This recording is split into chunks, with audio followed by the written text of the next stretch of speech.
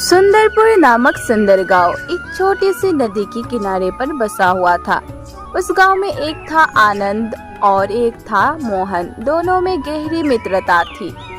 दोनों ही बचपन के दोस्त थे। दोनों की माली हालत अच्छी नहीं थी। उन्होंने साथ में बहुत काम किए लेकिन सफलता नहीं मिली। अच्छे काम की तलाश में कुछ दिन बीत गए। फिर एक दिन उनके किसी मित्र ने उन्हें जमीन खरीदने बेचने का काम की सलाह दी। वो बोला, जमीन की रेट दिन रात तरक्की कर रहे हैं। शहर में प्लॉट खरीदने को लेकर बहुत मारामारी है। गांव के लोग गांव छोड़कर शहर में आकर बस रहे हैं, इसीलिए जमीन के रेट बहुत तेजी से बढ़ रहे हैं। मेरी बात मानो, तुम ये काम शुरू कर दो, तुम्हें फायदा ही फायदा होगा। उनको अपने मित्र की ये सलाह बहुत पसंद आई और फिर वो वहां से घर की ओर चल पड़े। फिर वो दोनों मोहन के घर पर आए। तब आनंद मोहन से बोला, भाई, जमीन खरीदने बेचने का काम तो बहुत अच्छा है, लेकिन इस काम के लिए हमारे पास पैसा तो नहीं है। आनंद भाई, यही बात मेरे दिमाग में भी चल रही थी। हमारे पास इतने पैसा तो नहीं है, लेकिन मेरे दिमाग में एक विचार आया है। क्यों ना हम अपने अपने घरों को गिरवी रख दे। जब हम इस काम से पैसा कमाने लगे तो अपने अपने घर भी छुड़ा लेंगे। मोहन की पत्नी भी खड़ी होकर उनकी सारी बातें सुन रही थी। मोहन और आनंद इस बात को लेकर सहमत हो गए। उसके बाद आनंद अपने घर की ओर चल पड़ा। उसके जाने के बाद मोहन की पत्नी ने कहा, देखो जी, मकान गिरवी रखने का ये कहा कि समझदारी है, और फिर हमारे पास एक ही मकान है। अगर समय पर पैसा नहीं लौटा पाओगे तो हम घर से बेघर हो जाएंगे। मोहन अपनी पत्नी को समझाते हुए कहा, तुम क्यों चिंता करती हो? ऐसा कुछ भी नहीं होगा। घर भी हमारे पास रहेगा और समय पर कर्ज भी चुका दिया जाएगा। क्या तुझे मुझ पर भरोसा नहीं है? अगले दिन आनंद और मोहन एक बहुत बड़े सेठ के पास कर्ज लेने के लिए चले जाते हैं। आनंद सेठ से कहता है, सेठ जी, हमें 1 लाख रुपए की जरूरत है। हम महीने भर में आपकी ये रकम ब्याज समेत वापस लौटा देंगे। सेठ जी कहते हैं, वो सब तो ठीक है, लेकिन मैं कैसे यकीन कर लूँ आप लोग 1 महीने में मेरे पैसा वापस लौटा देंगे, और वो भी ब्याज समेत? तभी मोहन कहता है, सेठ जी, हमारे पास हमारे घर की कागज है। अगर हम 1 महीने में आपकी पैसा वापस नहीं लौटा पाए तो आप ये कागज रख लीजिए, पर हमें 1 लाख दे दीजिए। सेठ जी उन दोनों की बात का भरोसा करके घर के कागज अपने पास रख लेता है और उन्हें 1 लाख दे देता है। सेठ जी से पैसा लेकर दोनों घर की ओर निकल पड़ते हैं। अगले दिन से ही उन्होंने प्रॉपर्टी खरीदने बेचने का काम शुरू कर दिया। दोनों शहर से सटे हुए बागों खेतों की जमीन सस्ते दामों पर खरीदकर उनके प्लॉट काटकर ग्राहकों को ऊंची कीमत पर बेचने लगे। उससे उन्हें अच्छी आमदनी होने लगी।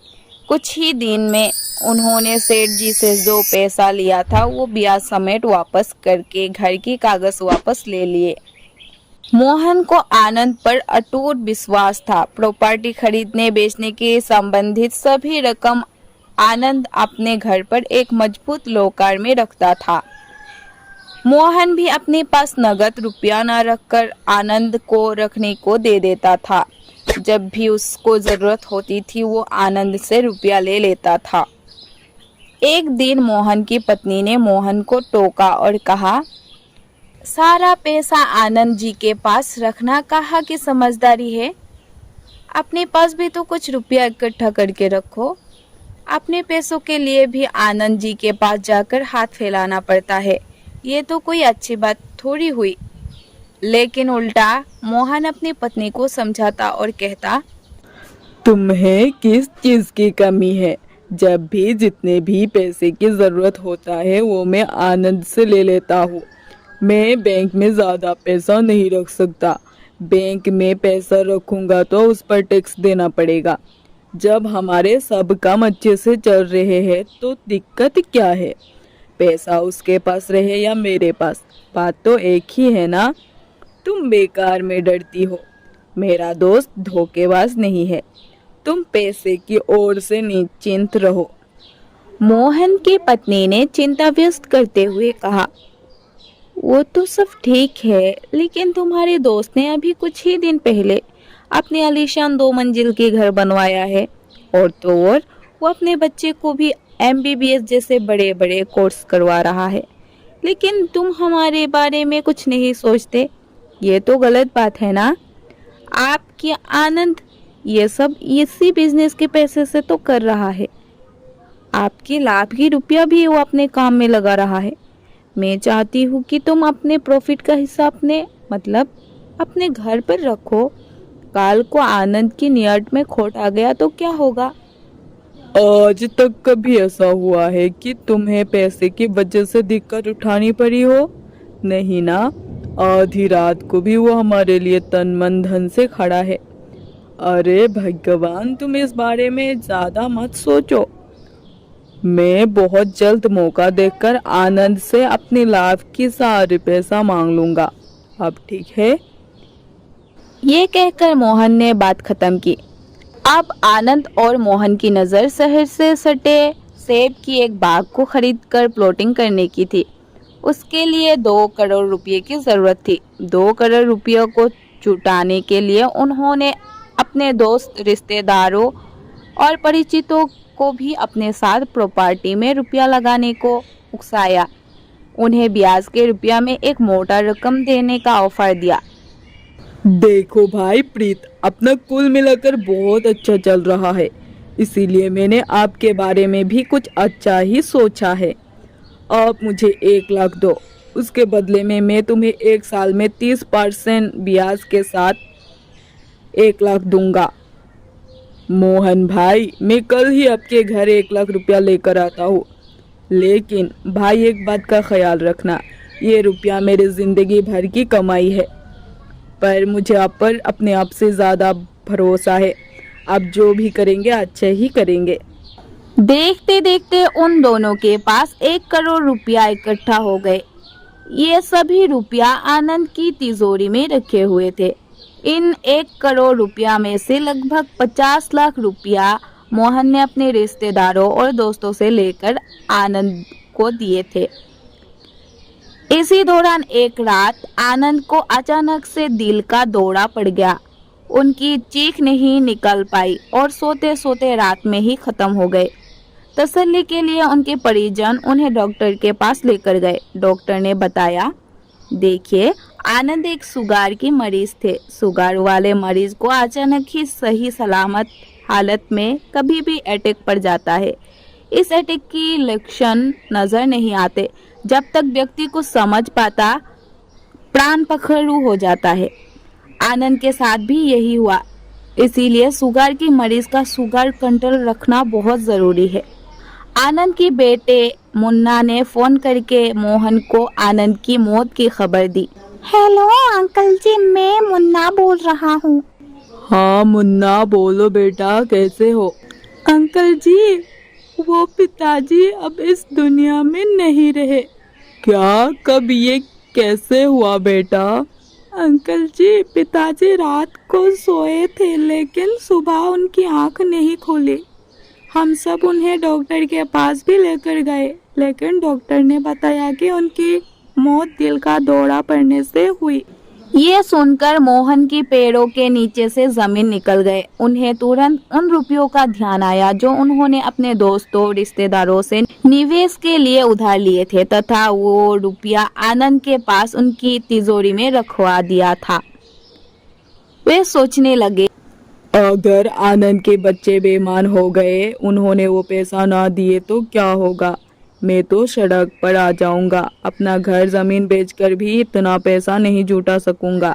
जब आनंद का अंतिम संस्कार हो गया, तब उन्होंने आनंद के बेटे मुन्ना से पैसे के बारे में बात की। बेटा, तुम्हारे पिताजी ने और मैंने लोगों से ब्याज पर लेकर पैसा इकट्ठा किए थे और वो हमने तुम्हारे घर पर एक तिजोरी में रखवा दिए। मुन्ना ने उन्हें आश्वासन देते हुए कहा। अंकल जी, मुझे इस बारे में पता है।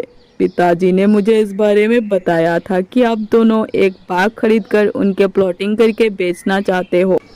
मैं घर जाकर उनकी तिजोरी चेक करता हूँ और फिर आपको बुलवा कर ये रुपया दे दूंगा। अब परेशान ना हुई। ये सुनकर मोहन की जान में जान आ गई। 2 दिन बाद मुन्ना ने फोन करके मोहन को बताया। अंकल जी, मैंने पिताजी की तिजोरी खोलकर देखी थी, लेकिन उसमें पैसा नहीं मिला।